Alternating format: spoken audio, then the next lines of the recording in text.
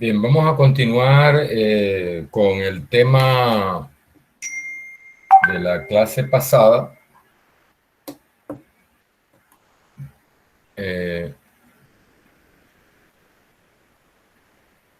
Que estábamos tratando las estadísticas suficientes.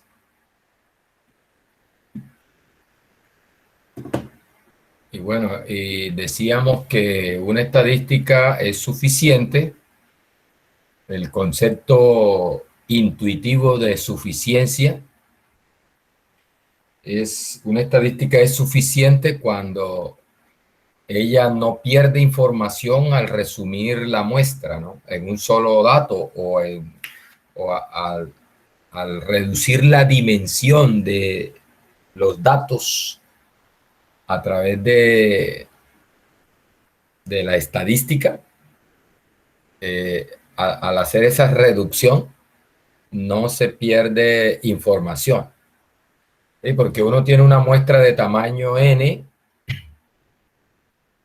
y entonces uno toma esa muestra, por ejemplo, de tamaño n cuando usa la media de la muestra, usa como estadística, por ejemplo, uno reduce esos n datos a un solo dato, la media de los n datos.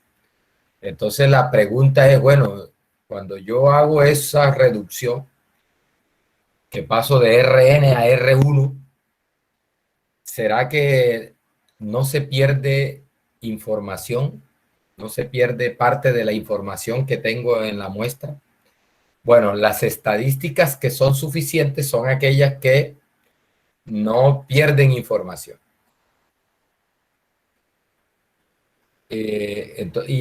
Bueno, vimos un ejemplo de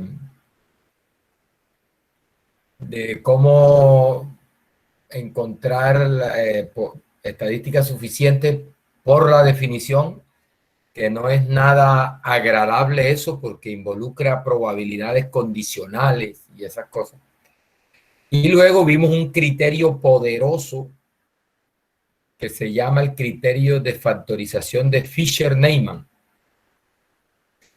que dice que si tú puedes factorizar a la función de verosimilitud de la muestra en dos funciones, una función G que solo depende del parámetro y de la muestra a través de la estadística, y una función H que solo depende de la muestra. Esa función G y esa función H a no negativas, entonces la estadística que queda ahí, la estadística que queda ahí representada con la muestra, con esa transformación de la muestra, es una estadística suficiente. Ese es el criterio de factorización. Bien, hoy vamos a tratar de estudiar dos cosas. Primero, bueno, a terminar la parte de suficiencia y luego a la última propiedad que vamos a estudiar, que tiene que ver con la varianza de la estadística o del estimador, y esa propiedad de tener la varianza más pequeña, lo que se conoce como varianza mínima. Y también vamos a definir lo que se conoce como eficiencia. Eficiencia. O estadísticas eficientes. Y vamos a definir también lo que se conoce como eficiencia relativa. Bien, entonces miren, para terminar la parte de suficiencia, vamos a definir lo que se conoce como la familia exponencial de densidades.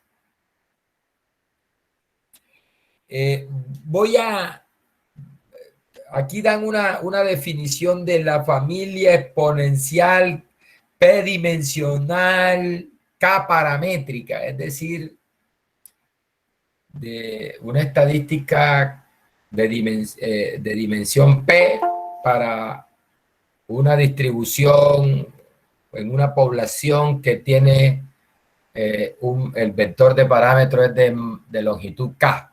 Ahí es la forma más general de esa definición. Pero uno, bueno, para las aplicaciones prácticas y las más usadas, pues uno solo utiliza esta definición que es la familia exponencial unidimensional de densidad. Y posiblemente, pues la K paramétrica unidimensional, es decir,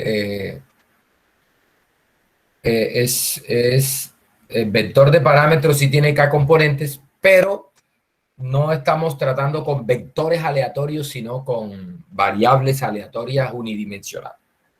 Entonces, mire la definición. Se dice que la función de densidad f su x de x teta, función de densidad. Mire, acá teta pertenece a R, o sea, a un subconjunto de R. O sea, a eso se refiere que es unidimensional. O sea, que el parámetro de la distribución no es un vector, sino que es un número real. O sea, por eso el nombre de unidimensional. Dice que esa distribución, esa función de densidad, pertenece a la familia exponencial de densidades, la familia exponencial de densidades. Si esa función de densidad se puede escribir de esta forma. ¿Cuál es la forma? Mire, una función A evaluada en teta, A de teta, por B de X, otra función, por exponencial de C de teta por D de X. La función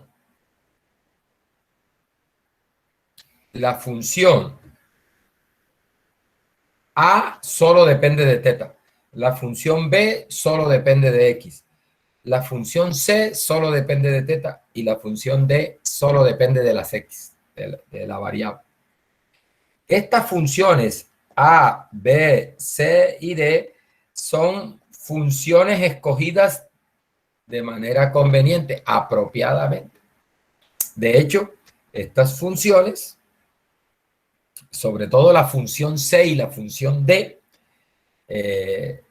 son muy importantes en esto de la familia exponencial. Porque, bueno, esta familia se utiliza bastante en lo que se llaman los modelos lineales generalizados.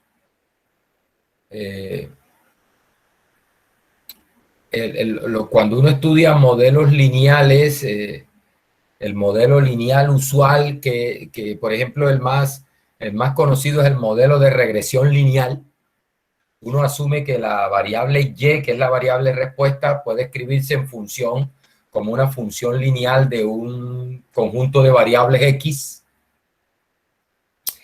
y uno asume que esa variable de respuesta Y es una variable de naturaleza continua y asume, bueno, como los errores están definidos, están distribuidos de manera normal, entonces esa variable Y sería una variable con distribución normal, ¿sí?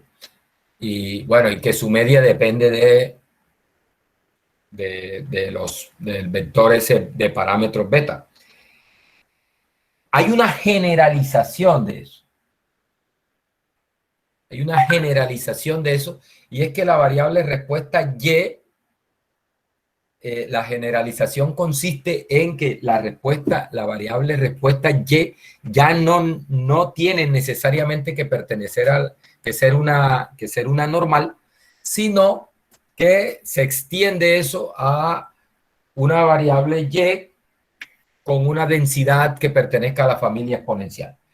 Obviamente, ahí incluye a la normal, porque la normal hace parte de la familia exponencial. Entonces, es muy importante este concepto de cuando una distribución, una función de densidad, pertenece a la familia exponencial. Entonces, mire, cuando me dicen demuestre que esta variable, que esta distribución, que esta función de densidad pertenece a la familia exponencial, entonces lo que tengo es que mostrar a la función A, la función B, a la función C y a la función D. Y que esa función de densidad se puede escribir de esa forma para esa función A, B, C y D. Con eso demuestras que la densidad pertenece a la familia exponencial. La otra definición tiene que ver con la familia exponencial K paramétrica. La diferencia con la anterior es que acá este teta ya no es un número, sino que teta es un vector de K componentes. Y entonces, obviamente, mire la forma de la función de densidad. A de teta, pero teta vector, B de X, más, y aquí ya hay una suma de K componente, una componente por cada, por un sumando por cada componente del vector. Y ya hay, en este caso, aquí es J, ¿oyeron? Este no es I, sino J. Porque si no, esto podría salir aquí porque no depende del índice de la sub. Aquí es una J, vamos a colocarlo aquí. Aquí es J. Para J igual 1 hasta K. Entonces mire que hay C sub J por D sub J. Es decir, hay una suma de K términos, un término por cada componente del vector de parámetros. Entonces, ahí obviamente tocaría, si queremos mostrar que una distribución pertenece a la familia exponencial K paramétrica, entonces tendríamos que mostrar a la función A en función de los componentes del parámetro, a la función B que solo depende de X, y a K funciones C y K funciones D. Bien, vamos a mirar un ejemplo.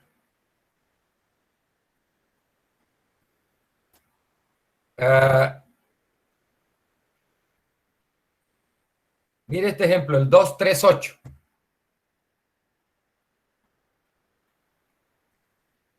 Dice que la función de densidad de una variable con distribución exponencial negativa, la exponencial que uno conoce usualmente, pertenece a la familia exponencial de densidades. Aquí este es un miembro de la familia que lleva el mismo nombre de la familia.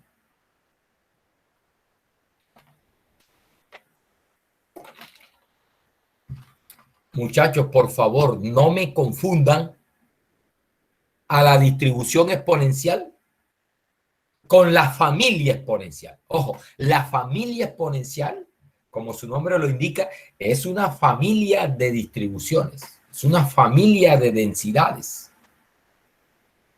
que ahí incluye la normal, que ahí incluye la misma exponencial, que ahí incluye, mire ahí es el ejemplo que sigue, la Poisson, incluye la Bernoulli, incluye la binomial, incluye la gama.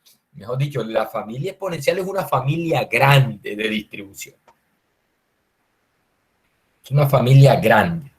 Entonces, la densidad exponencial, que aquí le llaman exponencial negativa, por el signo negativo arriba de la menos teta x, le llaman exponencial negativa. Ese es un miembro de la familia exponencial. Hace parte de esa gran familia que es la familia exponencial. Es un error frecuente de los despistados, de los estudiantes que no paran bola a nada, que al final terminan confundiendo a la exponencial, a la densidad exponencial con toda la familia exponencial. O sea, hacen un sancocho ahí y no saben distinguir entre un miembro de la familia y toda la familia. Bien, vamos a demostrar entonces que la función de densidad exponencial negativa pertenece a la familia exponencial. Entonces, mire que aquí partimos de, esta es la función de densidad exponencial, teta por e a la menos teta x, indicadora 0 infinito x. Bien, mire, acá lo que hace aquí el autor es tratar de mostrar la estructura. Recuerde, a de teta, b de x, c de teta, d de x. A de teta, b de x, exponencial de c de teta, d de x. Entonces, tenemos que mostrar quién es la función A, quién es la función B, quién es la función C y quién es la función D. Entonces, mire, lo que hace el autor aquí es organizar teta por esto. Esta es nuestra función A de teta. Esta es nuestra función B de X. Mire que solo depende de X. B de X. Y aquí dentro, aquí tenemos exponencial. Recuerde que ese E a la tal cosa se puede escribir como exponencial. Mejor dicho, eso es la misma cosa. E a tal cosa es lo mismo que exponencial de tal cosa. Eso es una forma distinta de escribir a la función exponencial. Entonces, mire que acá la escribe así, como exponencial de menos teta por x. Entonces, muchachos, mire, función A de teta, función B de x, función C de teta, función D de x. Entonces, la densidad exponencial negativa se puede escribir como A de teta por B de x por exponencial de C de teta por D de x, donde A de teta es teta, A de teta es teta, B de x es indicadora 0 infinito x, C de teta es menos teta y D de x es x. Ahí está. Eso es suficiente para demostrar que esa densidad pertenece a la familia exponencial. Bien, entonces, ahí está. Bien, otro ejemplo. Otro ejemplo. La función de densidad de una variable aleatoria con distribución de Poisson pertenece a la familia exponencial de densidades. Vamos a ver. Entonces, mire, para la distribución de Poisson,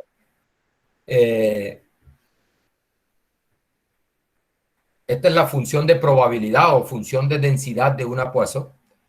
Teta a la x, e a la menos teta sobre x factorial.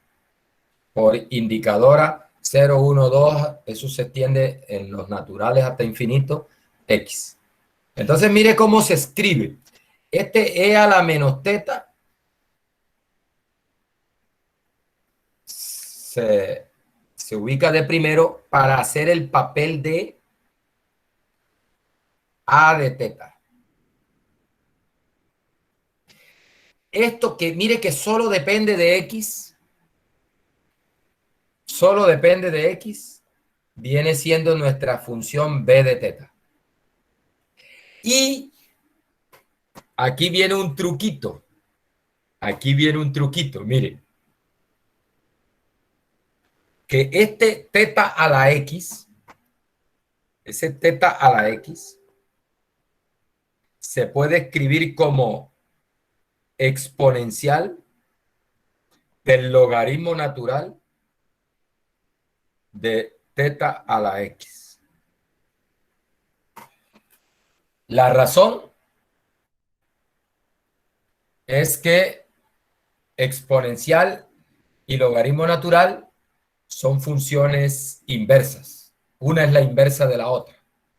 Entonces, si tú tomas el exponencial, recuerde esta propiedad.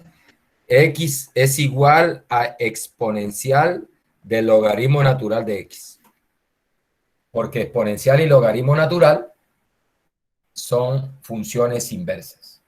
Entonces, teta a la X se puede escribir como exponencial del logaritmo natural de teta a la X. Ojo que ese truco lo usan mucho, mucho, mucho para conseguir el bendito exponencial, porque es que la distribución exponencial tienes que conseguir un A de teta, un B de, perdón, aquí es B de X, acá no es B de teta, aquí es B de X. Tienes que conseguir un A de teta, un B de X, exponencial de, y siempre tiene que estar ese exponencial ahí. Entonces, bueno, y cuando no esté el exponencial, ¿cómo hago? Bueno, el truquito ese. Expresar, expresar eso como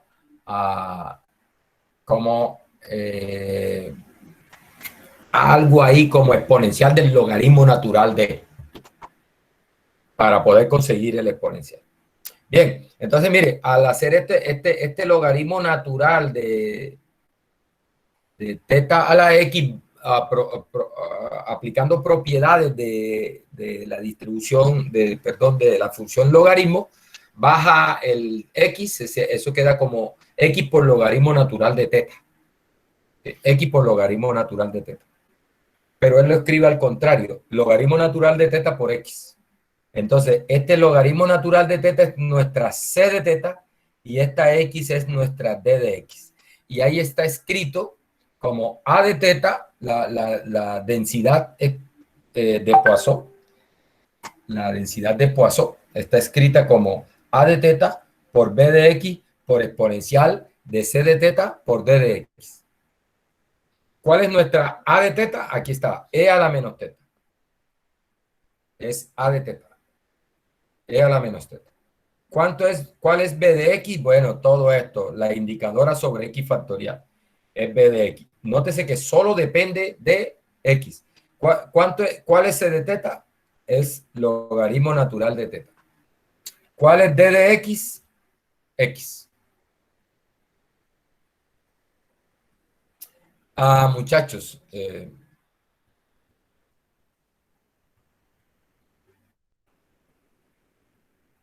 estas dos funciones que están acá dentro del exponencial son importantísimas en esto de la familia exponencial. Esas dos. Esa función importante y esta función importante, la función d de x importantísima. A esta se le conoce en la familia exponencial. Bueno, cuando estén estudiando el curso de, ojalá que lo logren estudiar, el curso de modelos lineales generalizados, ahí se ve con más detalle esto. A esta función le llaman el parámetro natural.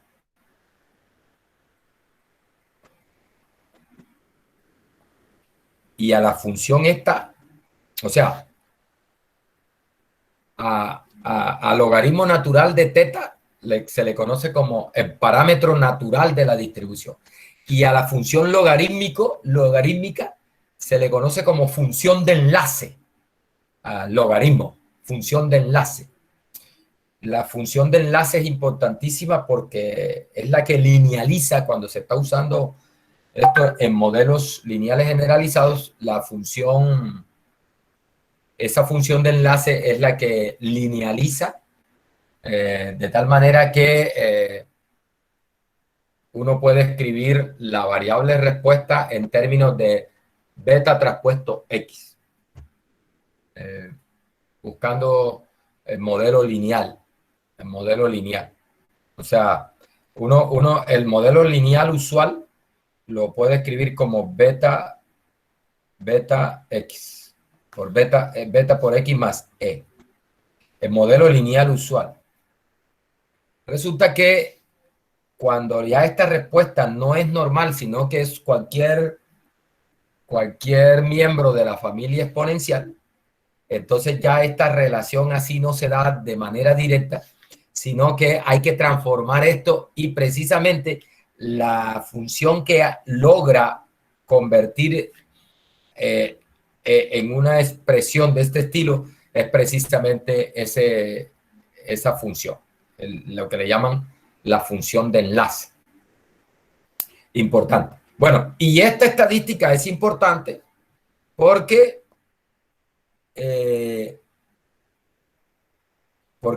por lo que vamos a ver ahora, ella te proporciona una estadística suficiente. Esa estadística, esa función que le llaman d de x, esta función proporciona una estadística suficiente. Es decir, muchachos, si tenemos un miembro de la familia exponencial, entonces tenemos garantizada una estadística suficiente para estimar a teta, el parámetro de esa familia. Esa es la nota que dice aquí. Dice, si la función de densidad pertenece a la familia exponencial unidimensional de densidades, y si tienes una muestra aleatoria de una población con dicha función de densidad, la estadística suma de los d de xi. Esa. Obviamente ahí está evaluada en los elementos de la muestra. Ahí está evaluada en los elementos de la muestra. Por eso vendría siendo una variable aleatoria. Mire que ahí está evaluada en xi mayúscula, que indica que son los valores de la muestra aleatoria. Estas son variables aleatorias. Entonces, mire, esta función, la suma de esta función evaluada en los valores de la muestra, nos proporciona una estadística suficiente. Es una estadística suficiente. Bien. La forma de verla es muy sencillo. La forma de ver eso es muy sencillo. Por eso el autor acá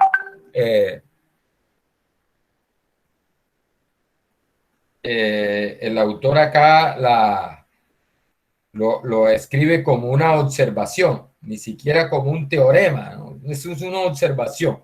Bueno, eso se deduce directamente de la forma de la distribución, la forma de la densidad cuando se pertenece a la familia exponencial. Entonces, mire, dice, esta afirmación puede sustentarse utilizando el criterio de factorización de Neyman-Fisher. Recuerde que lo utilizamos para demostrar si una estadística es o no suficiente. Mire lo que pasa, que si tomemos cualquier densidad de la familia exponencial, entonces recuerde que ella se puede escribir de esta forma. Esa es la definición de pertenecer a la familia exponencial. Se puede escribir como A de teta por B de X por exponencial de C de teta por D de X. La verosimilitud, recuerda que el criterio de factorización de Neyman-Fisher dice que si tomas la verosimilitud y logras mostrarme que la puedes factorizar en una función G y en una función H, G solo depende de teta y de la muestra a través de una estadística y H solo depende de la muestra, entonces esa estadística que queda ahí es una estadística suficiente.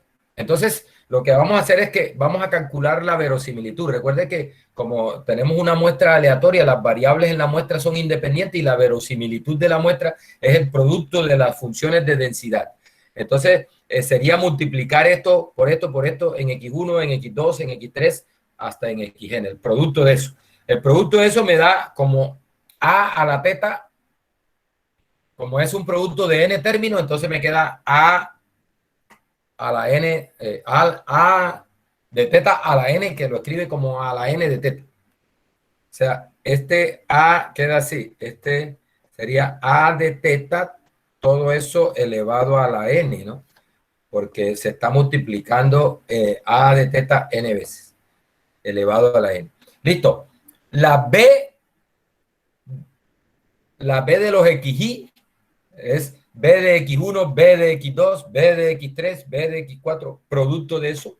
Ese es, aquí queda así como una productoria. La productoria de los B de XY. Ahí está. ¿Listo? Por exponencial de la C de teta, como esta C de teta no depende del índice. Recuerde que aquí sería producto de exponenciales, o sea, exponencial de C de teta por D en X1, por exponencial de C de teta por D en X2, por exponencial de C de teta por D en XN punto suspensivo, ¿no? Entonces ese producto de exponenciales no es más que exponencial de la suma, ¿cierto? Exponencial de la suma. Y en esa suma está C de teta que no depende del índice, entonces se factoriza. Es lo que aparece acá. Multiplicando a la suma de los a la suma de los D de XY. Entonces nótese que tenemos, mire, reunimos esta parte de aquí con esta parte de acá.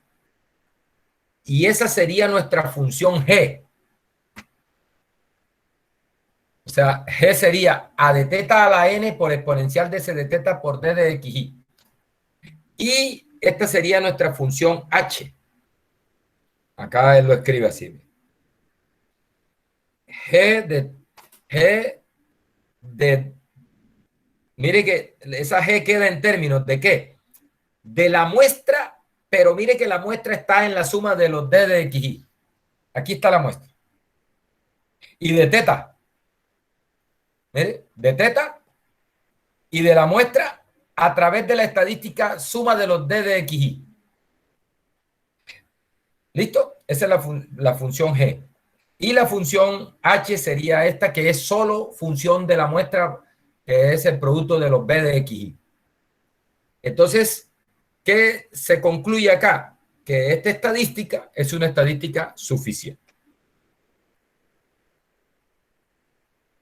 Bueno, mire lo que dice aquí, que a esa estadística se le conoce como la estadística natural de la familia exponencial. La estadística natural. Y recuerde que el logaritmo, por ejemplo, la función c de teta, yo le dije que se le llamaba el parámetro natural. Y a la estadística d de x se le conoce como la estadística natural. La estadística natural de la familia exponencial. Bien. Bueno, mire.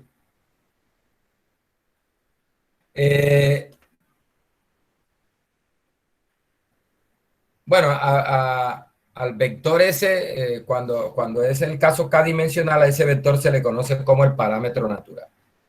Bueno, en general, muchachos, mire, cuando tenemos una distribución K paramétrica, o sea que el parámetro pertenece a RK, el vector de parámetros es de RK, entonces esta estadística, mire, está constituida, que sería de dimensión K, constituida por cada una de las D. Recuerda que cuando es la familia exponencial K paramétrica, mire la forma de ese exponencial de C sub J de teta por D sub J. O sea, hay K funciones C y K funciones D. K funciones C y K funciones D. Listo. Entonces, lo mismo pasa en este caso. Estas funciones la suma de estas funciones de su J de los XY, tú los colocas en un vector de dimensión K y esa estadística sería una estadística conjuntamente suficiente. Conjuntamente suficiente. Eso es lo que dice acá. Y la razón es la misma, ¿no?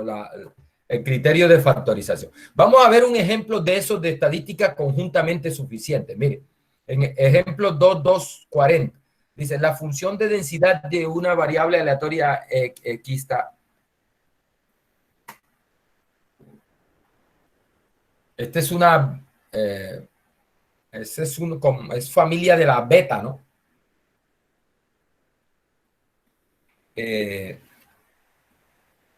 Dice que esto pertenece a la familia exponencial 2 paramétrica de densidad, esa densidad.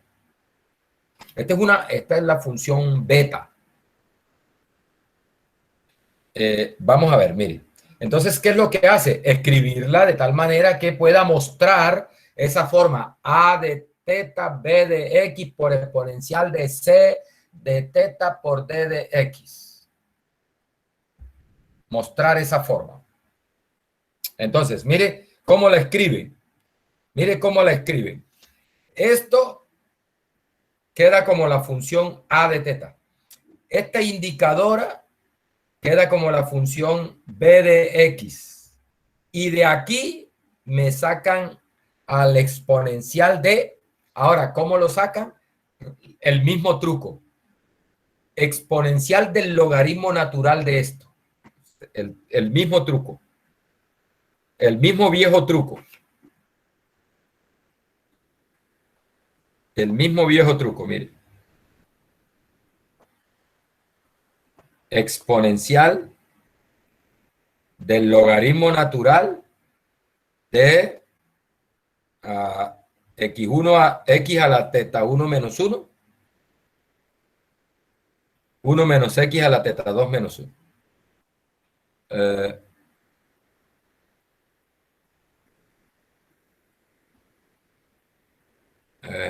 Bendito Dios. X a la x elevado a la es x elevado a la teta 1 menos 1 por 1 menos x elevado a la teta 2 menos 1. Exponencial del logaritmo natural de eso. Exponencial del logaritmo natural de eso. ¿Bien? Entonces, eso es lo mismo que eso es lo mismo que esta parte. ¿Sí? Porque es exponencial del logaritmo natural de algo es el algo. ¿Sí? Entonces acá le aplicamos propiedad del logaritmo, ¿no? Sería exponencial de logaritmo un producto es la suma de los logaritmos y enseguida abajo el teta 1 menos 1. Entonces queda teta 1 menos 1 por logaritmo natural de x más teta 2 menos 1 por logaritmo natural de 1 menos x. ¿Listo? Ahí está. Ya tenemos el... Entonces, mire, ya tenemos el A de teta, que es 1 sobre beta de teta 1, teta 2. El B de X, que es la indicador. Y acá tenemos, mire, recuerde que dice, la definición dice exponencial. La definición dice exponencial de suma de C sub J por D sub J de X. C sub J de teta. C sub J de teta por D sub J de teta. Bien. ¿Dónde está eso? Mire, aquí está. C sub 1 de teta es teta 1 menos 1. Y, perdón, D sub J no es de teta. D sub J es de X. D sub J de X. Por D sub 1 de X, que sería logaritmo natural de X. ¿Listo? Y la C sub 2 de teta, que sería teta 2 menos 1, y D sub 2 de X, que sería logaritmo natural de 1 menos X. Ahí está. O sea que esa distribución pertenece a la familia exponencial K paramétrica, en este caso con K igual 2, dos parámetros. K paramétrica con K igual 2. Y entonces lo que dice ese resultado allá es que esta estadística, que es bidimensional, D1 de X, D2 de X, bueno, la suma de ellas, perdón, ya evaluadas en la muestra, o sea, aquí no, así no, así no, es así, ¿ve? La suma de ellas, así. La suma de D sub 1 de XY y la suma de D sub 2 de XY, esa estadística, que es una estadística bidimensional, es una estadística conjuntamente suficiente. Conjuntamente suficiente para estimar a teta, que es teta 1, teta 2. Ese es nuestro vector de parámetros. ¿Listo? ¿Qué garantiza eso? ¿Cómo garantizo que eso efectivamente es así? Sencillo, porque esa densidad pertenece a la familia exponencial dos paramétricas de densidad, en este caso. Eso es lo que me garantiza este resultado que me dicen acá. ¿Sí? Dice, igualmente con el apoyo del criterio de factorización, se deduce que si esta densidad pertenece a la familia exponencial K paramétrica de densidades, entonces esas estadísticas te conforman un conjunto de estadísticas suficientes para teta. Bueno, y entonces también dice, además se puede demostrar que constituyen una colección minimal. Recuerde que el concepto de minimal tiene que ver con la dimensión de la estadística. Es decir, es la estadística de dimensión más pequeña, es la estadística de dimensión más pequeña que tú vas a conseguir y además sea suficiente, lo que se llama la estadística suficiente minimal. ¿Bien? Bueno, mire, esto no,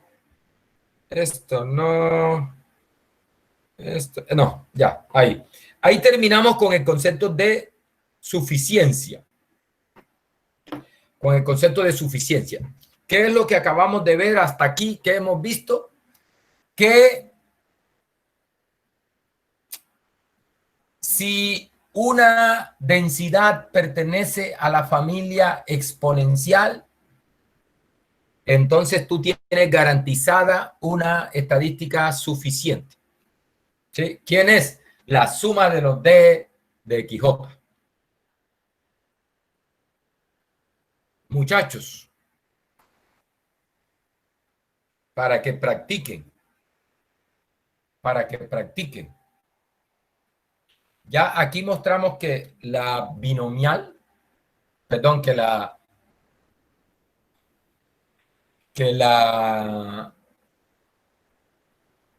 exponencial, la exponencial negativa, la distribución exponencial, uno le conoce así como distribución exponencial, pertenece a la familia exponencial.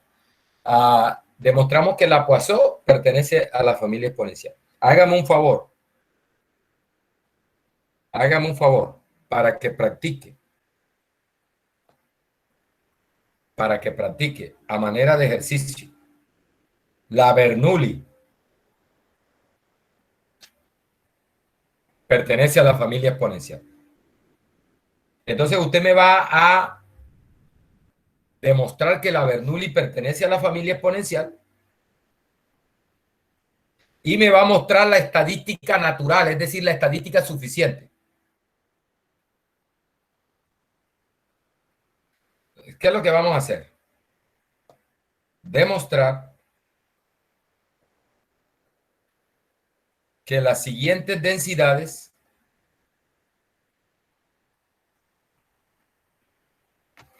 pertenecen a la familia exponencial. Pertenecen a la familia exponencial. Y mostrar la estadística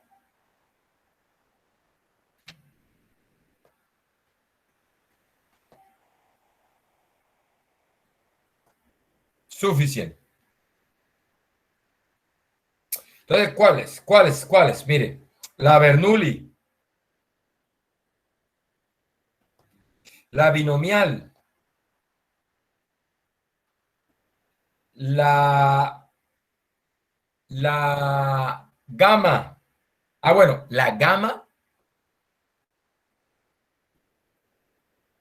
La gamma pertenece a la familia exponencial 2 paramétrica. Recuerde que la gamma tiene 2 parámetros, ¿no? El parámetro de escala y parámetro de forma. O sea que esta pertenece, pertenece a la exponencial biparamétrica, 2 paramétrica. La gamma. La Weibull, muchachos,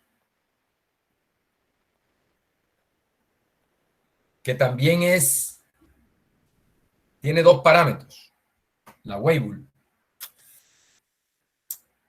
¿Cuál otra sí que pertenezca a esa familia? La Poisson, ya lo mostramos. La hipergeométrica, no. Esa no pertenece. Esa es de otra familia. Esa es clase aparte. La normal. Ay, se nos está olvidando. La normal. La más importante. La normal. Que esa es mejor dicho, ese es el chacho de la familia. La chacha de la familia, pues. La normal. Esa es 2 paramétrica también. La media y la varianza, ¿no? 2 paramétricas. Bien, muchachos. Con esas 5, hay muchas otras que pertenecen a la familia exponencial, que estas son las más conocidas, las que más se utilizan.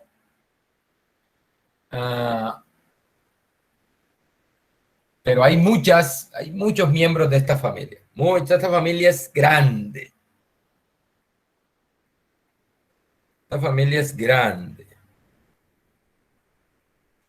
Bien. Bueno. Muchachos, entonces vamos a mirar ahora por la última propiedad de estimadores que vamos a ver es la propiedad de varianza mínima. Varianza mínima. Esto está relacionado también con la concentración, la primera propiedad que vimos, concentración. Recuerde que si el estimador es insesgado, entonces el error cuadrático medio, que es una medida de concentración, es igual a la varianza del estimador, ¿no? Recuerde eso, esa propiedad. Si tú tienes un estimador insesgado, le calculas el error cuadrático medio, ese error cuadrático medio coincide con la varianza del estimador. Entonces esto de varianza también está asociado de varianza mínima, está asociado con la concentración. El criterio del error cuadrático medio es que el estimador que tenga un error cuadrático medio más pequeño, se dice que es más concentrado. O sea, ese es el criterio. Entre dos estimadores, aquel que tenga el error cuadrático medio más pequeño es más concentrado. Eso significa que él en promedio pega más cerca al parámetro que lo que pega el otro. Ese es intuitivamente es el concepto. Bien, entonces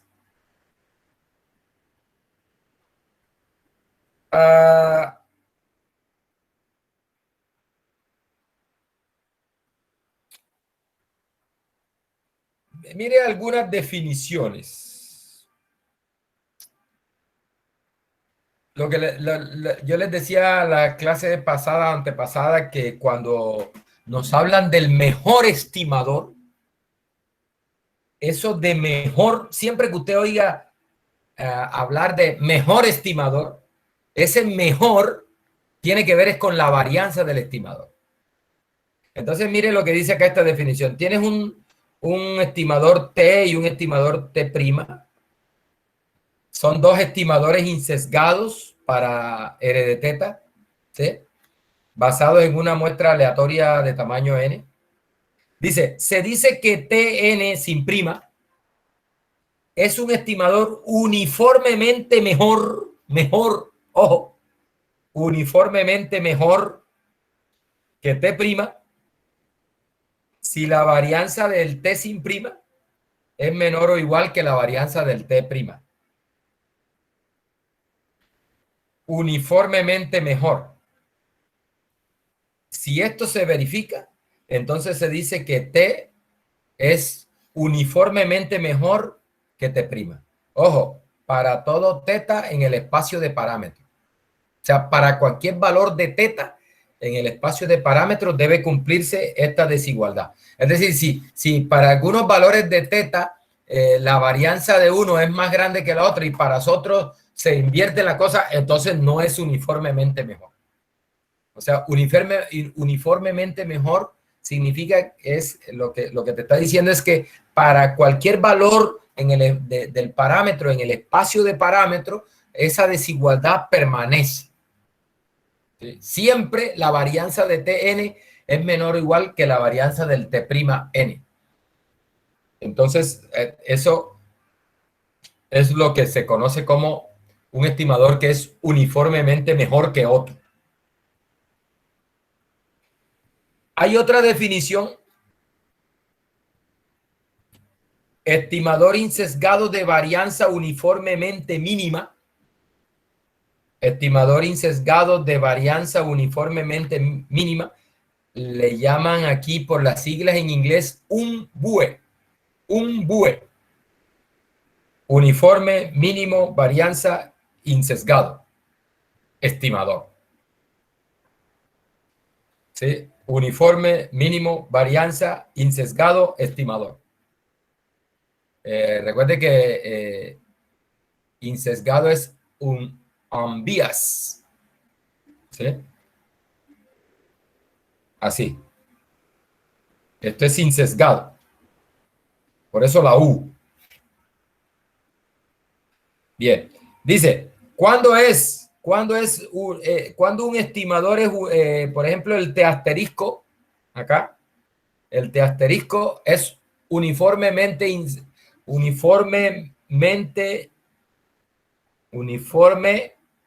es insesgado de varianza uniformemente mínima. Insesgado de varianza uniformemente mínima. Dice, si para R de teta. ¿Cuándo? Dice, cuando son insesgados, y además se verifica que la varianza de T asterisco es menor o igual que la varianza de Tn, ojo, para cualquier otro estimador insesgado para esa función. Es decir, el estimador insesgado de varianza uniformemente mínima es el estimador que tiene la menor varianza entre todos los estimadores insesgados que puedas conseguir para el parámetro o para la función del parámetro que quieres estimar. Eso se conoce como estimador de varianza uniformemente mínima. Bien, este teorema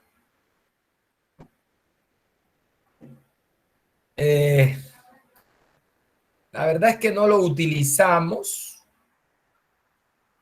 entonces no lo vamos a ver, ese teorema de Rao-Blackwell.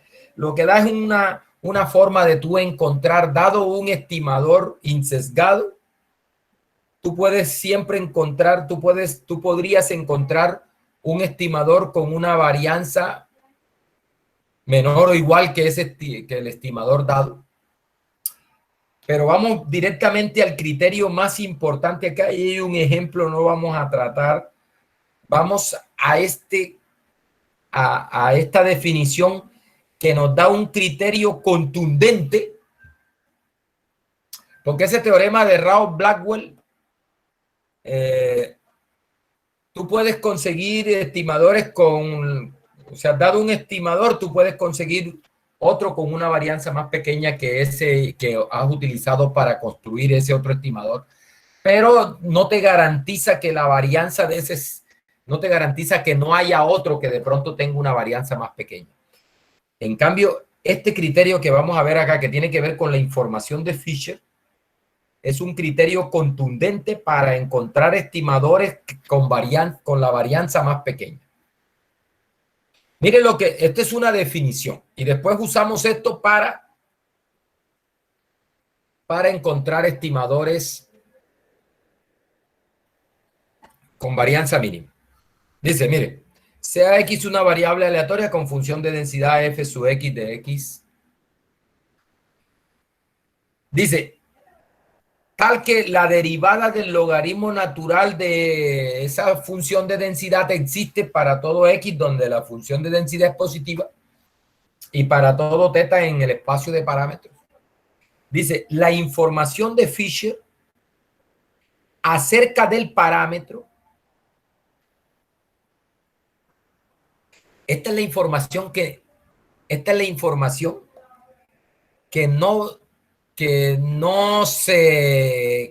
no cambia cuando usas estadísticas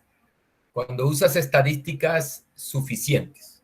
O sea, a esa información, acá ya está la definición formal de lo que se le conoce como la información de Fisher. Entonces dice, la información de Fisher acerca del parámetro teta en la variable X, que le vamos a llamar I de teta, se define así, mire. I de teta es un valor esperado. Es un promedio. ¿Un promedio de qué? De la derivada del logaritmo natural de la función de densidad, mire, con respecto a teta, elevada al cuadrado. Es decir, para calcular la información de Fisher, ¿qué tienes que hacer? Bueno, tomar logaritmo natural de la densidad, derivar eso con respecto a teta, elevarlo al cuadrado y luego tomarle valor esperado a eso. Eso nos da lo que se conoce como la información acerca del parámetro en la variable aleatoria. Le llaman información de Fisher, porque Fisher fue el primero que propuso esa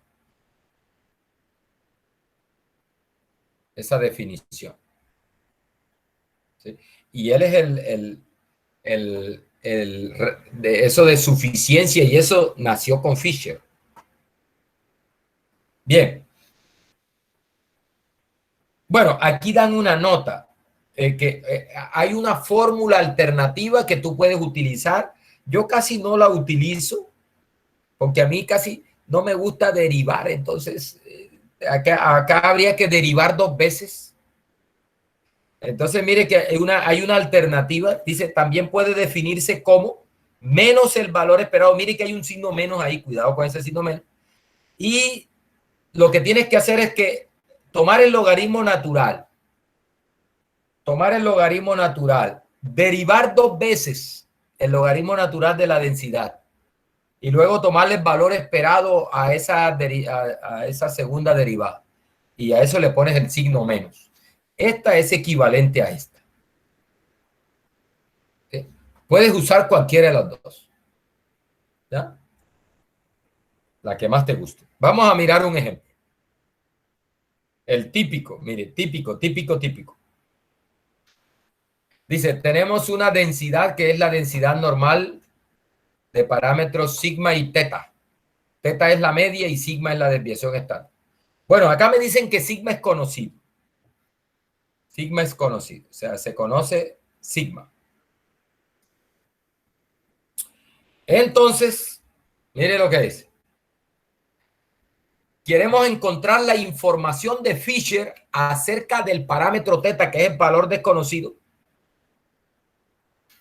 en la variable aleatoria. ¿Cuál es la información de Fisher acerca del parámetro teta en la variable aleatoria? Ese es el término correcto para eso. Entonces, mire lo que tenemos que hacer. Tomamos logaritmo natural de la densidad. Es tomar logaritmo natural de esto. Entonces, mire, aquí me queda menos logaritmo natural de sigma, menos logaritmo natural de 2pi. Sale de aquí, ¿no? Logaritmo natural de un cociente sería logaritmo natural de esto menos logaritmo natural de esto. Acá se aplica, bueno, ahí es el logaritmo natural de un cociente. Y acá más el logaritmo natural de esta parte. Pero mire que ahí aplican enseguida propiedad del logaritmo natural y este exponente baja. Quedaría esto por el logaritmo natural de e, que recuerde que es 1. Entonces nos queda así, mire. Menos logaritmo natural de sigma, menos logaritmo natural de 2pi, menos 1 sobre 2 sigma cuadrado, que multiplica a x menos teta cuadrado. ¿Listo?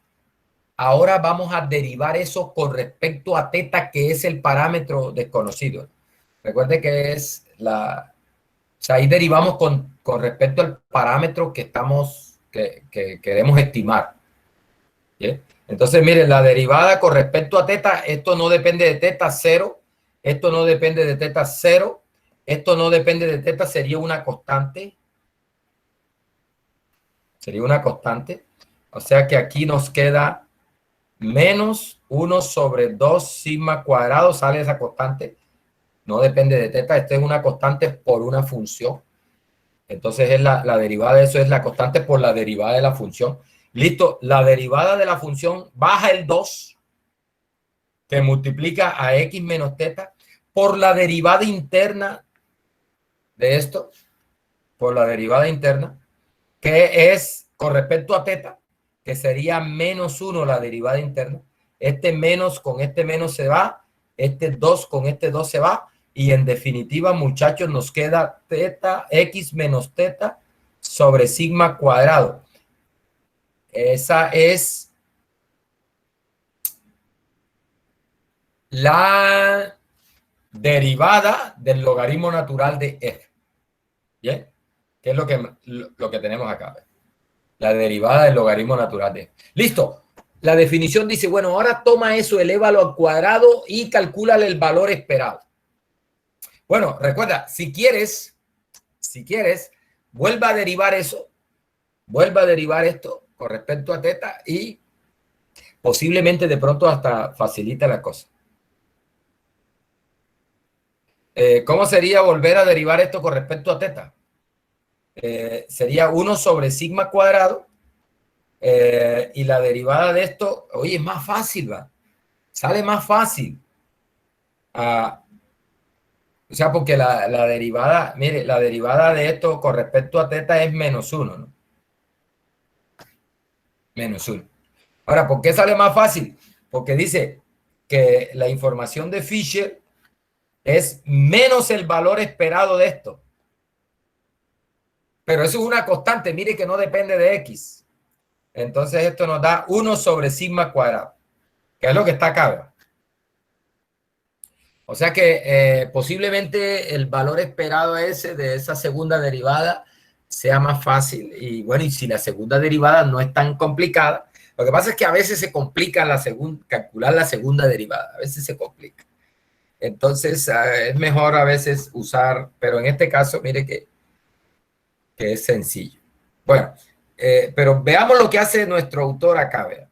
Lo que hace nuestro autor acá es, bueno, eleva esto al cuadrado y toma valor esperado. Mire una cosa, ¿qué hace aquí? Este cuadrado afecta aquí. Sale sigma a la 4, sale. Sigma a la 4 sale. ¿Eh? Sigma a la 4 sale. ¿Sale de dónde?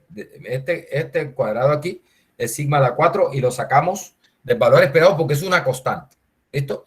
Y mire aquí, es el valor esperado de x menos teta, donde este teta, recuerde que es el valor esperado de x. Este teta es el valor esperado de x. ¿Listo? O sea que tengo, mire, el valor esperado de x menos el valor esperado de x al cuadrado. Recuerde que esto es la varianza de x por definición. O sea que aquí, muchachos, aquí esto es el valor esperado de x. Y entonces yo lo que tengo es el valor esperado de x menos el valor esperado de x. Todo esto elevado al cuadrado. Y eso por definición es la varianza de x. Pero como x es una normal con varianza sigma cuadrado, entonces esto es sigma cuadrado. Con el sigma a la 4 acá, este cuadrado de aquí se va con 2 de acá. Y nos queda, bueno, aquí, ahí está. Es la varianza de x sobre sigma a la 4. Pero recuerde que esta varianza de x es sigma cuadrado. Entonces este de aquí se va con 2 de acá. Y me queda 1 sobre sigma cuadrado. Bien, muchachos, mire, o sea que la información de Fisher acerca del parámetro teta en la variable aleatoria X normal con media teta y varianza sigma cuadrado es 1 sobre sigma cuadrado. Mire mire lo que pasa, que la información es inversa a la varianza. Note que entre más grande es la varianza, menos información tengo. Y entre más pequeña es la varianza, más información tengo. Por eso es que el tamaño de la muestra, cuando tú vas a calcular el tamaño de la muestra, en caso de que se asume poblaciones normales, ese tamaño de la muestra depende de manera inversa, la relación es inversa a la varianza. Es decir, cuando a mayor varianza, es directa, entre más varianza, más tamaño de muestra. O sea, entre la varianza sea más grande, tú necesitas un tamaño de muestra más grande. ¿Por qué? Porque si entre la varianza sea más grande, tienes menos información en la variable aleatoria. Por eso necesitas tomar más variables aleatorias en la muestra, para compensar el hecho de que si la varianza es grande, tengo poquita información. Entonces, mire eso. La información de Fisher en una variable aleatoria normal, la información acerca del parámetro teta, o sea, la media, en una variable aleatoria X con varianza sigma cuadrado y media teta, es 1 sobre sigma cuadrado. Mire lo que dice acá, que esta es chévere. La información de Fisher acerca del parámetro teta en la muestra aleatoria no es más que n veces la información en una. Es decir, que si yo tengo, lo que dice esta definición es, bueno, si ya tienes la información de Fisher acerca de la media en una variable aleatoria, en la variable aleatoria X, que es normal, entonces tú puedes calcular la información en una muestra de tamaño n. ¿Cómo? Como n por la información en una. O sea que la información de Fisher en una muestra aleatoria de tamaño n tomada de una población normal con varianza sigma cuadrado, la información de Fisher acerca del promedio es n veces la información en una, que es 1 sobre sigma cuadrado. Esta sería la información en la muestra, n sobre sigma cuadrado. Claro, por eso es que al aumentar n, que es el tamaño de la muestra, aumenta la información. ¿Sí? Para un n fijo, al aumentar la varianza, disminuye la información. Muy bien.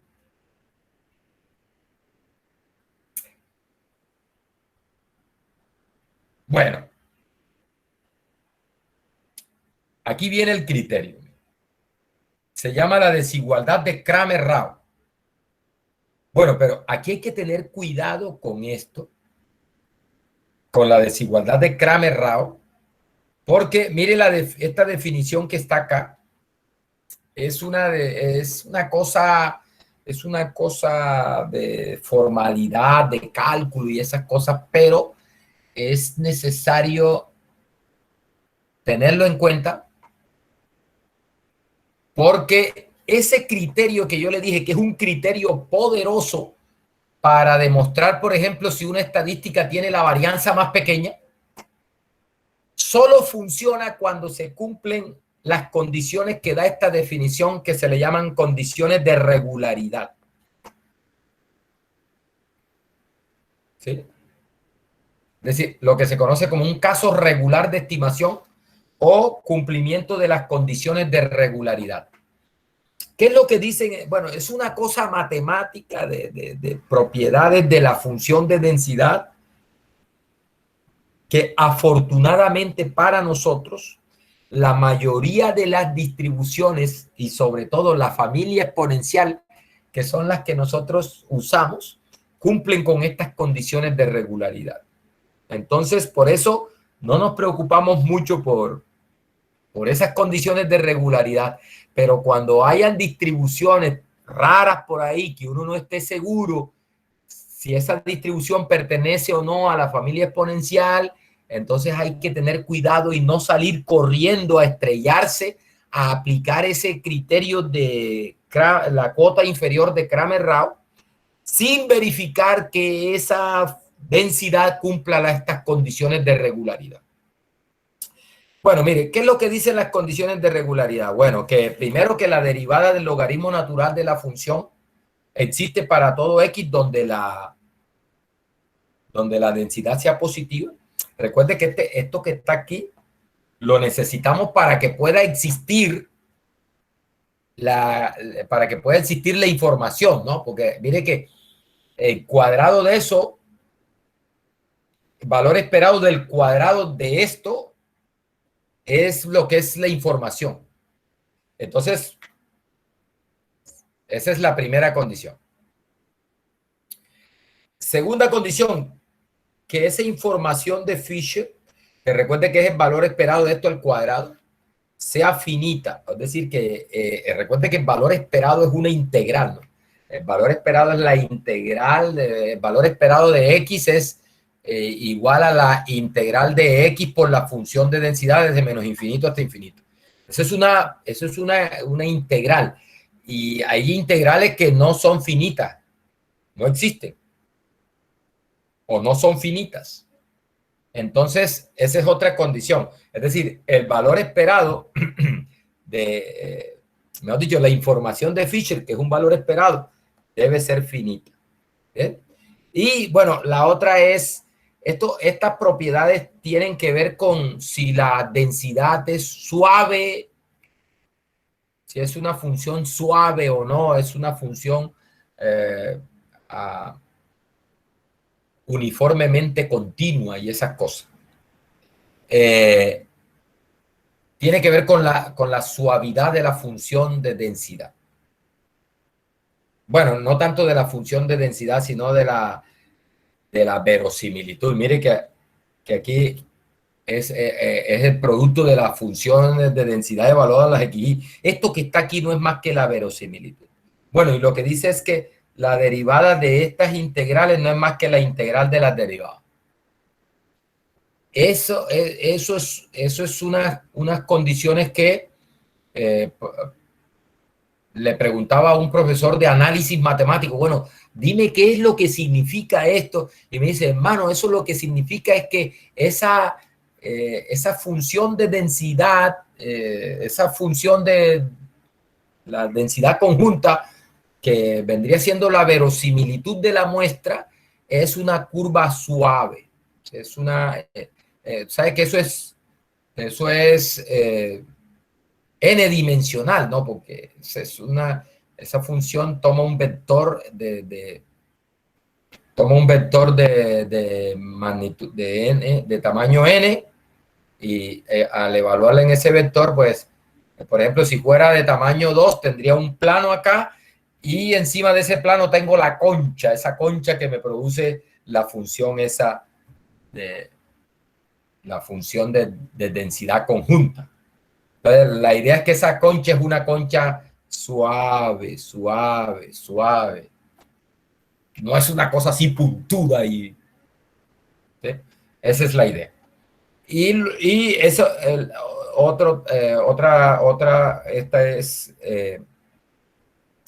parecida a la anterior, pero mire que aquí mire que aquí se está multiplicando una estadística por la función de densidad conjunta, ¿sí? Y lo mismo, mire, la derivada de la integral es la integral de la derivada.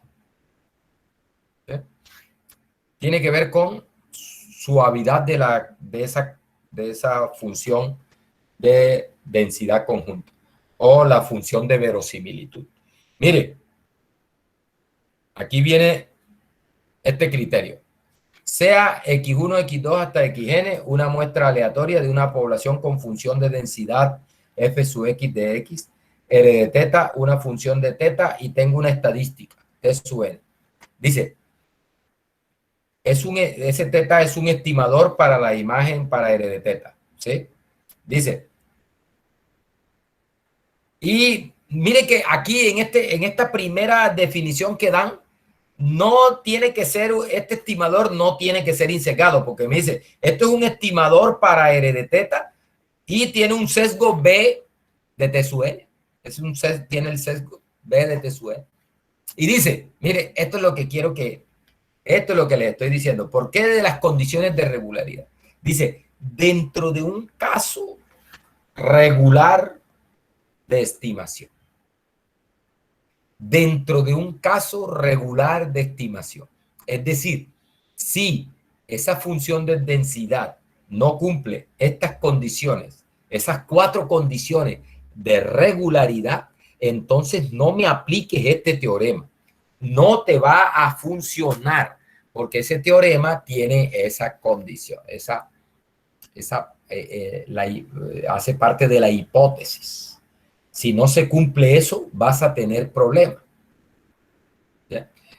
En un caso regular de estimación. Bueno, como les dije, esténse tranquilos porque la mayoría de las distribuciones que utilizamos, que recuerde que la mayoría son, excepto por ejemplo la uniforme, la utilizamos bastante, la uniforme no hace parte de la familia exponencial. Las demás, la Poisson, la exponencial, la binomial, la de Bernoulli, hacen parte de la gamma, la Weibull, hacen parte de la familia exponencial. Entonces, todos esos miembros de la familia exponencial cumplen estas condiciones de regularidad. Por ese lado estamos tranquilos, ¿sí? Que podemos como que aplicar esto sin problema. Mire, me están diciendo, ojo, ¿qué es esto? ¿Qué es esto? ¿Qué es esto? ¿Qué es esto? Mire, es el valor esperado. Este es el estimador para R de teta y eso está elevado al cuadrado. Mire, mire, mire, mire. Esto lo definimos ya hace un rato. Mire, esto es el estimador. Esto es lo que quiero estimar. Por lo tanto, la diferencia entre ellos se llama error de estimación. Lo estamos elevando al cuadrado. O sea que tenemos los errores de estimación al cuadrado y le estamos promediando. Es decir, que tenemos el promedio de los errores al cuadrado. Esto es lo que nosotros allá definíamos como, bueno, aquí con la sigla en inglés no, sino, con la sigla en español es error cuadrático medio. Error cuadrático medio. ¿Qué dice este teorema de la desigualdad de Kramer-Rao? Dice, el error cuadrático medio de el estimador es mayor o igual que esta cantidad. ¿Qué es esto? Mire, ¿qué tenemos aquí? Aquí tenemos R' de teta, que es la derivada de la función con respecto a teta, ¿no? Que queremos que queremos estimar. Por lo general, ese R de teta es teta, o sea, por lo general queremos estimar a teta. Lo que pasa es que aquí esto es, por ejemplo, R de teta podría ser, por ejemplo, teta cuadrado. R de teta podría ser exponencial de teta. ¿Sí? Pero por lo general uno está interesado en una función que es R de teta igual a teta. ¿Sí? O sea, a veces, en la mayoría de los casos, R de teta es el mismo teta. Entonces, mire, lo que está aquí es R' de teta. La derivada de R de teta con respecto a teta. Que si R de teta es teta, eso sería 1. ¿Sí? La derivada, sí, si R de teta es teta, la derivada de teta con respecto a teta es 1. ¿Bien? Bien. Esta es la derivada del sesgo, que también recuerde que depende de teta. La derivada del sesgo, que depende de teta. Eso está elevado al cuadrado. ¿Sí? Sobre, mire acá, N por I de teta. Este I de teta es la información de Fisher. Este N es el tamaño de la muestra. Mejor dicho, esto que está acá es la información en la muestra. Es la información en la muestra. Porque I de teta es la información en una variable. N por I de teta es la información en la muestra. Recuerde lo que decía ya. Listo. Es decir, lo que está diciendo es que el error cuadrático medio de la estadística, y es cualquier estadística para R de teta, es mayor o igual que esta cantidad. Es decir, aquí está esta cantidad, y lo que me está diciendo esta desigualdad es el error cuadrático medio de cualquier estimador que tú te consigas para R de teta va a estar ahí o por encima de ahí. Mejor dicho, no puedes encontrar no vas a poder encontrar una estadística que tenga un error cuadrático medio que esté por debajo de esto. ¿Sí? Esa es la idea. Es decir, aquí y aquí está, aquí en este punto está esta cantidad. Entonces, para cualquier estadística que tú te consigas, el error cuadrático medio o está ahí o está por encima de esto. Jamás vas a poder encontrar un error cuadrático medio por acá abajo. No, señor. Hay un límite, por eso le llaman la cota inferior. Cota inferior. La cota inferior de Cramer-Rao. Acá le llaman como desigualdad de Cramer-Rao. En algunos textos a esta cantidad le llaman la cota inferior de Cramer-Rao. Lo que dice es, para cualquier estadística que te consigas, el error cuadrático medio de ella es igual o está por encima de este tope.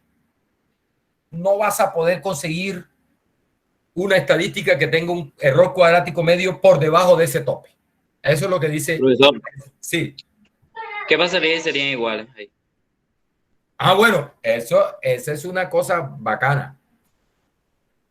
Que es lo que estamos buscando. Cuando sea igual, entonces coronaste. Porque es la que menor error cuadrático medio tendría entre todas las estadísticas que tú te consigas. ¿Sí?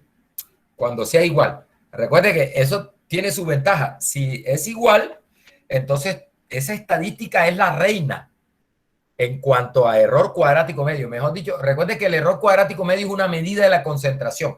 Entonces, esa sería la estadística más concentrada de todas las que te puedas conseguir. ¿Bien? Eso es. Ese es el poder que tiene esto. Mire, casos particulares de esta que nos interesa. Casos particulares de esto que nos interesa.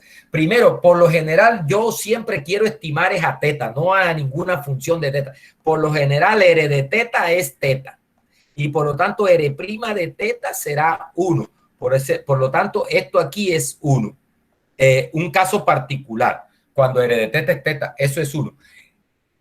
Y entonces esto tomaría esta connotación. Si R de teta es teta, entonces esto aquí sería 1 y me quedaría 1 más el sesgo, la derivada del sesgo elevado a la t.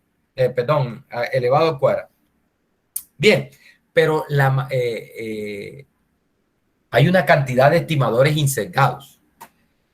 Entonces, si además le coloco la propiedad de insesgamiento, entonces tenemos este caso particular. Bueno, mire, aquí, si además el estimador es insesgado y estoy estimando a teta, ojo, R de teta igual a teta, y además el estimador es insesgado, es decir, el E de T sub n es teta. Entonces, muchachos, recuerde, propiedad de error cuadrático medio. Este error cuadrático medio se convierte en la varianza del estimador. Y dice que, ¿sí?, que esa varianza del estimador sería mayor o igual que ¿qué? Bueno, si es insesgado, el sesgo sería 0. O sea que esto se hace 0 aquí. Entonces aquí nos quedaría arriba 1 más 0, que da 1. al cuadrado da 1 sobre n información de Fisher. Y muchachos, aquí tenemos la versión para estimadores insesgados de teta cuando quiero estimar a teta. La varianza de cualquier estimador insesgado para teta tiene un tope inferior. Para cualquier estimador insesgado que te consigas de teta, la varianza de ese estimador está por encima de 1 sobre la información. Está por encima de 1 sobre la información. Es decir, nuevamente, jóvenes, nuevamente, aquí está 1. ¿Cuál es la idea? La idea es esta, ¿ve?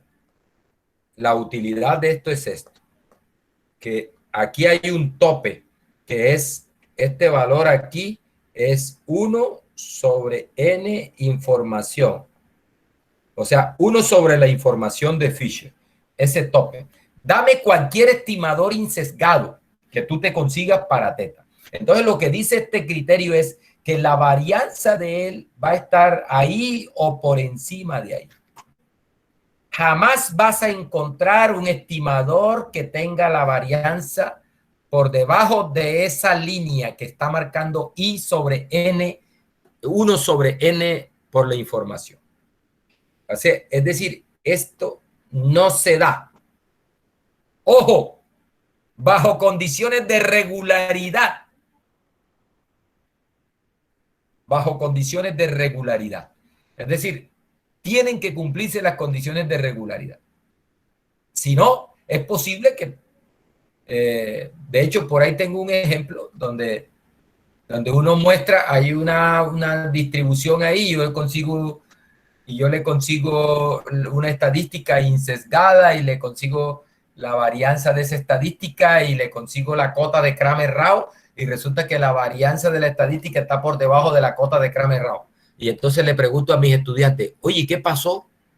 ¿Y qué está pasando aquí? ¿Contradice el teorema de Kramer-Rao? ¿Contradice el teorema de la desigualdad de Kramer-Rao? Entonces, ¿qué pasa ahí? Y todo el mundo con la boca abierta.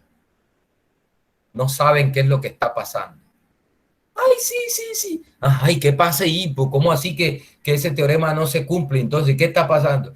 Y entonces se les olvida que es que esas distribuciones de las que estamos hablando, para las que son aplicables, para las que se aplica este teorema, tienen que cumplir las condiciones de regularidad. Bien. Bueno, aquí está, miren, ahí está. Aquí está lo que les acabo de decir allá. Cuando SR de teta es teta, esto es 1, y cuando R de teta es teta, nos queda así, 1 sobre N información. Bien.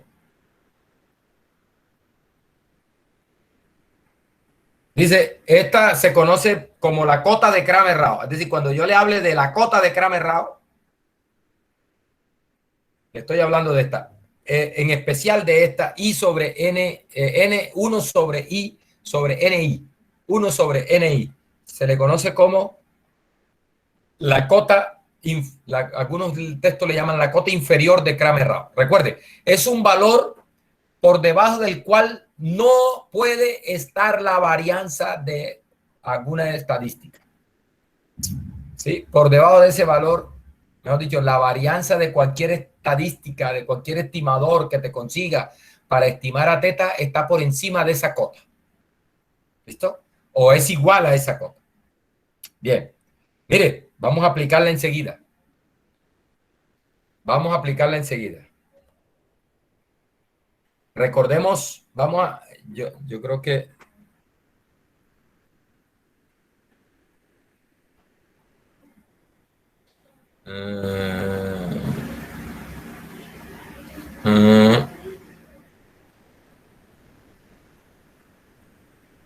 vamos a ver si está acá. No, no está acá. Ah, sí, no. No, este es con otra distribución. Vamos a ver, mire. En el caso normal, mire aquí, lo hicimos hace un rato.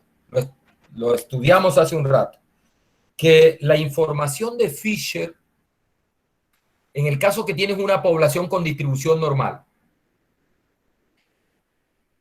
con media desconocida, varianza conocida, acabamos de demostrar aquí en este ejemplo, el 2252, que la información de Fisher en la variable es 1 sobre sigma cuadrado. Y por lo tanto, la información de Fisher en la muestra es n sobre sigma cuadrado. ¿Qué dice el teorema de la cota de Kramer-Rao? Dice, la varianza de cualquier estimador insesgado que te consiga para estimar a teta está por encima o es igual a 1 sobre esto. A 1 sobre esto. ¿Sí? O sea que, muchachos, en el caso normal, voy a poner una página acá. Mire lo que pasa. En el caso normal,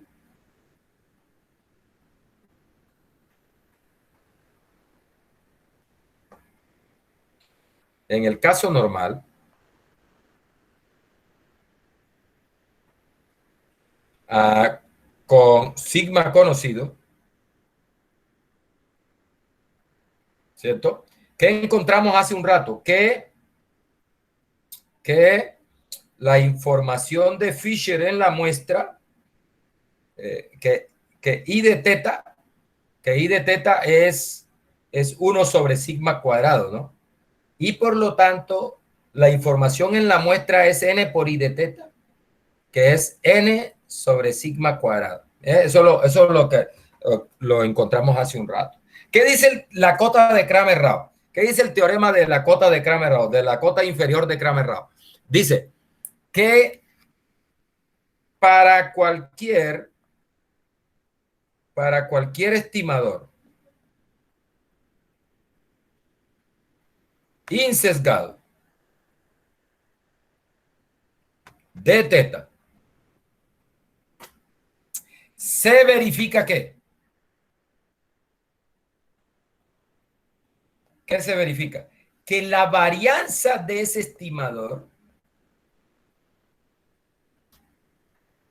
es mayor o igual que 1 sobre n y teta, que para el caso normal es sigma cuadrado sobre n.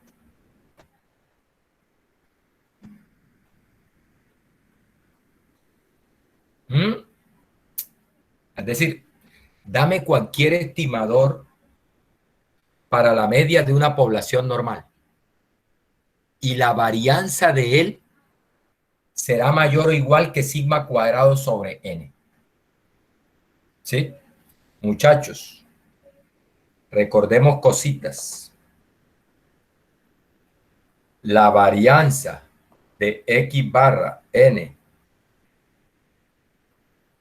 cuando tengo una población normal de media teta y varianza sigma cuadrado y tengo una muestra de tamaño n, esa estadística, la media de la muestra, tiene una varianza que es sigma cuadrado sobre n. ¡Epa! Además, el valor esperado de x barra n es teta. O sea que es un estimador insesgado. ¿Sí? Es un estimador insesgado. Entonces dice, mire, para cualquier otro estimador, para cualquier estimador que te consigas, la varianza de cualquier T sub n es mayor o igual que esto. Pero esto es la varianza de la media. Conclusión, la media tiene la varianza más pequeña entre todos los estimadores insesgados que te consigas para estimar a la media de una población normal. En otras palabras, la media de la muestra es un estimador de varianza mínima. Mejor dicho, no te pongas a andar con bobadas. Si tienes una población normal con media conocida y necesitas estimar a la media de esa población, el estimador que menor varianza tiene es X barra. ¿Por qué? Porque su varianza coincide con la cota inferior de Kramer-Rao. Y el teorema ese dice que ningún estimador tiene una varianza por debajo de eso. O sea, no te vas a conseguir un estimador que tenga una varianza más pequeña que ese límite. Y la media tiene ese límite como varianza. Por lo tanto, no conseguirás un estimador que tenga una varianza más pequeña que la varianza de la media. La media se conoce entonces como el estimador insesgado de varianza mínima. Y eso, muchachos, le adelanto aquí, es lo que se conoce como un estimador eficiente. Eficiente. Más adelante definen lo que es la eficiencia relativa, que comparan las varianzas de dos estimadores. Cuando se compara la varianza de un estimador contra la cota de Kramer-Rao, a eso se le llama eficiencia del estimador. O sea, el cociente, tú tomas la varianza del estimador y lo divides entre la cota de Kramer-Rao, la cota inferior de Kramer-Rao. ¿Sí? A ese cociente se le conoce como la eficiencia del estimador. Si ese cociente es 1, entonces se dice que el estimador es eficiente. Es un estimador eficiente. La eficiencia es en el sentido de que tiene la varianza más pequeña de todos los estimadores que te puedas conseguir. Por eso es que la media es tan usada, ¿no? Propiedades de la media. Propiedades de la media. Tiene la varianza más pequeña entre todos los estimadores. Eso es un estimador eficiente. Un estimador eficiente. Vamos a ver, bueno, ¿qué otras definiciones hay aquí?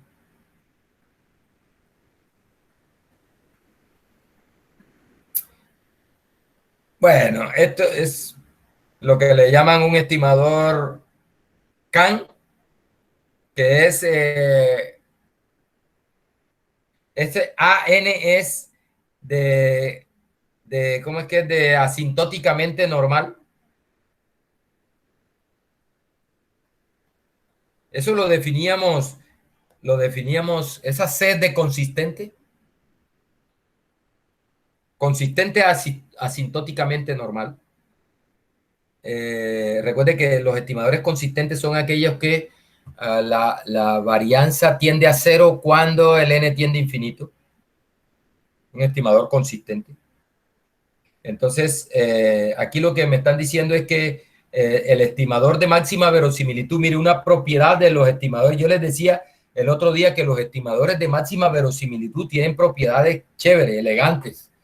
Mire, dice, en un caso regular de estimación, si T sub n es el estimador de máxima verosimilitud para R de teta, dice que T sub n es un estimador consistente asintóticamente normal. De manera que, mire, a raíz de n por el estimador menos R de teta, que es la función que va a estimar, converge en distribución a una normal con media 0 y una varianza que es igual a 1 sobre la información. Bueno, aquí hacen otro ejemplo de cálculo de la información. Mire, encuentran que para el caso binomial,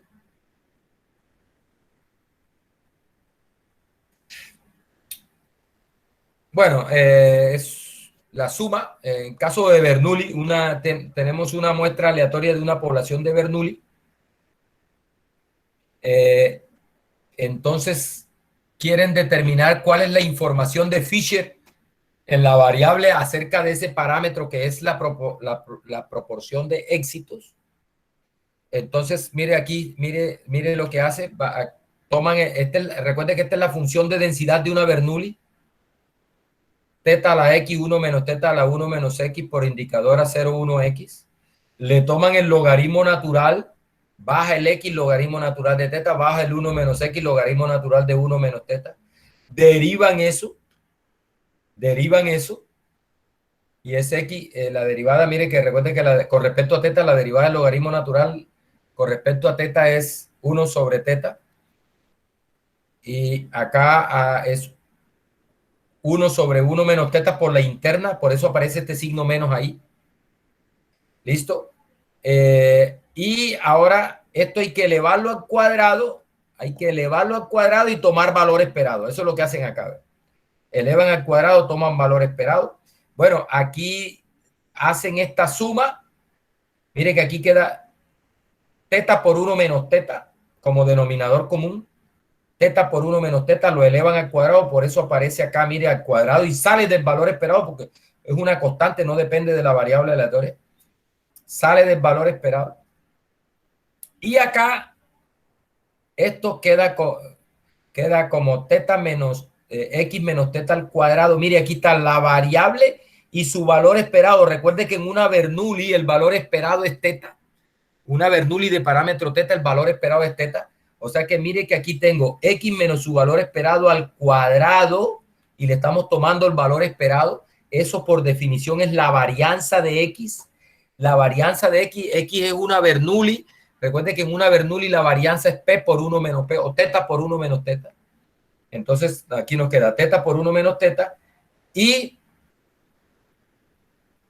acá se va uno de estos con esto y nos queda 1 sobre 1 sobre teta por 1 menos teta. La información de Fisher en una muestra de tamaño n tomada de una Bernoulli sería esto. N sobre teta por 1 menos teta. 1 sobre eso, ojo, 1 sobre n veces la información. Para este caso sería teta por 1 menos teta sobre n. Y esta sería la cota de Kramer-Rao para los estimadores insesgados de teta. La proporción muestral. ¿Qué es la proporción muestral? La proporción muestral es voy a abrir una paginita aquí. O sea, mire, tenemos, ¿cuál es la idea? Que tenemos una muestra aleatoria, x1, x2, hasta xn, muestra aleatoria de una población de Bernoulli. ¿Listo? De parámetro teta. Entonces, mire, este estimador, P sub n, que le llaman proporción muestral, que es la suma de los xy. Recuerde que esos xy, como la población es de Bernoulli, esos xy son unos o ceros, ¿cierto? Porque es una Bernoulli, son unos o ceros. De tal manera que la suma de los xy no es más que el número de éxitos. Y recuerde que este número de éxitos tendría distribución binomial. No, bueno, pero esa no es la idea ahora. Pero recuerde que la suma de las Bernoulli tiene independientes es una binomial. Entonces, bueno, sí, creo que sí lo vamos a utilizar. Lo voy a utilizar ahora porque para no complicarme en el cálculo de la varianza, recuerden que esto es binomial. Esa X es una binomial, que es la suma de los XY, las XY son Bernoulli independientes. La suma de Bernoulli independientes es binomial. Bueno, mire, ¿cuánto es la varianza de esto? De ese P sub n, que es la proporción muestral. Es y entre otras cosas, es el estimador de máxima verosimilitud. Recuerde que por allá uno de los primeros ejemplos que hicimos por estimación de máxima verosimilitud fue encontrar ese estimador para la proporción, para la probabilidad de éxito en una Bernoulli, que es precisamente la proporción muestral. Entonces, mire, la varianza de este estimador sale el n al cuadrado. Recuerde, por propiedad de la varianza de una constante por una variable es la constante al cuadrado por la varianza de la variable. en este caso X, ¿no? Que es el número de éxitos. Pero esa X es una binomial. Bueno, ahí sí me sirve la justificación que es una binomial. Como es una binomial, su varianza es n por p por 1, n por teta por 1 menos teta. Es n por teta por 1 menos teta sobre n cuadrado. Se va este con este y me queda teta por 1 menos teta sobre n. Oiga, muchachos, mire, mire, mire, mire. La varianza del estimador es teta por 1 menos teta sobre n. Y la información de Fisher en la muestra, mejor dicho, 1 sobre la información de Fisher, 1 sobre la información de Fisher es teta por 1 menos teta sobre n. Recuerde, esta es la cota inferior de Kramer-Rao. La cota de Kramer-Rao, así le llaman algunos libros. La cota de Kramer-Rao es esta. Y resulta que la varianza de la proporción muestral coincide con la cota de Kramer-Rao. Conclusión: no te vas a poder encontrar un estimador insesgado que tenga una varianza más pequeña que esa proporción muestral. Por supuesto, pues esa es la media, ¿no? Porque recuerde que es la suma de los valores. Lo que pasa es que es la suma de los valores sobre n. ¿Sí? Suma de los valores sobre n, pero es que eso es un promedio. Solo que como son ceros u unos, se convierten en número de éxitos, ¿no? Pero eso es un promedio. La proporción muestral en realidad es un promedio. O sea, no es nada raro que eso ocurra. ¿Sí? Ahí estamos usando entonces ese criterio de la cota de Kramer-Rao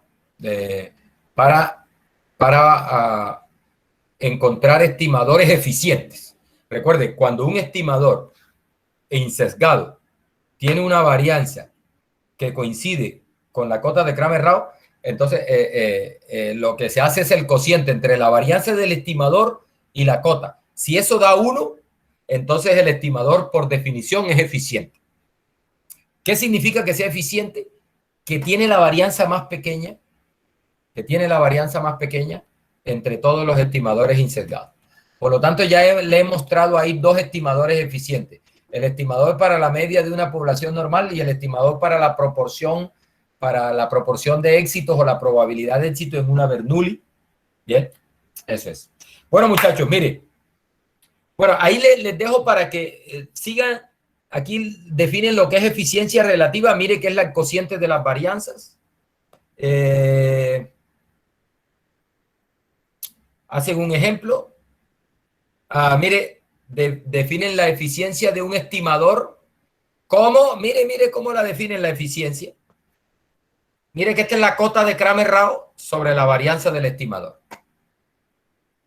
La cota de Kramer, solo que ahí está en función de R de teta, ¿no? Pero es un estimador insesgado. El sesgo desapareció de aquí, ¿no? De la fórmula. Mire que está R' de teta, que recuerde que por lo general ese R' de teta, ese R de teta es teta y por lo tanto R' es 1 y esto nos queda simplemente 1 sobre N la información, ¿no? Es la versión que yo estoy usando. Listo, mire, arriba tengo la cota de Kramer-Rao y debajo tengo la varianza. Cuando la varianza es igual a la cota de Kramer-Rao, esto da 1. Eso es lo que dice aquí. Y a esos estimadores le llaman estimador eficiente. Estimador eficiente. Bien. Y bueno, cuando te mande a demostrar, bueno, demuestre que este es un estimador eficiente. Entonces lo que tienes que demostrar es que su varianza es igual a la cota de Kramer-Rao. Aquí lo hacen para el caso exponencial, vean. Aquí lo hacen, mire. Demuestran que la eficiencia es 1. En este caso del promedio, pero en el caso de una distribución de una exponencial negativa. La eficiencia es 1. Por lo tanto, la media de la muestra, además de ser un estimador insesgado para teta, es eficiente. O sea, es eficiente porque la cota de Kramer-Rao coincide con la varianza del estimador. La eficiencia es 1. Bueno, muchachos, y hasta ahí llegaría este capítulo. Esto de completez no lo vamos a ver. Esto de completez no. Esa es otra propiedad de los estimadores, pero esa no la vamos a ver. La robustez tampoco. Bueno, robustez tiene que ver con si el estimador es estable o no. Por ejemplo, la mediana es un estimador robusto, por ejemplo, a datos atípicos. Uno de los problemas que tiene la media es que no es robusta. La media se deja influenciar mucho por datos atípicos. Entonces, bueno, pero esa propiedad no la vamos... De hecho, hay todo un campo de la estadística que se llama estadística robusta. Y ahí termina, muchachos, este capítulo de estimación puntual. Entonces, muchachos, ya tenemos material para una evaluación. El lunes tenemos clase. Vamos a hacer esa evaluación el lunes. O no, mire. Hay un aviso, ahora es que recuerdo. Hay un aviso en la plataforma que mañana y pasado mañana la plataforma va a estar en mantenimiento de Moodle. O sea que mañana y pasado mañana usted no va a poder, ni usted ni yo vamos a poder entrar y yo no voy a poder montar la evaluación y tenemos clase el lunes a las 8. Entonces, para evitarnos eso, vamos a hacer el examen el viernes. El viernes a esta hora, examen. ¿Qué entra? Prácticamente todo el capítulo porque lo único que hemos evaluado de este capítulo es la parte de estimación por máxima verosimilitud y estimación por método de los momentos. Eso lo evaluamos ya. Pero, por ejemplo, tienes que estudiar eso y tienes que repasar eso porque yo te puedo decir, bueno, demuestre que el estimador de máxima verosimilitud para el parámetro tal es un estimador eficiente para el ta. Entonces, si no sabes encontrar el estimador de máxima verosimilitud, estás muerto. Entonces, tienes que repasar el concepto de estimación y cómo se hallan los estimadores de máxima verosimilitud, pero sobre todo las propiedades. Estas propiedades, concentración, eficiencia, suficiencia, consistencia y eso. ¿Listo? Muchachos, eso es todo. Nos vemos. Voy a detener la grabación.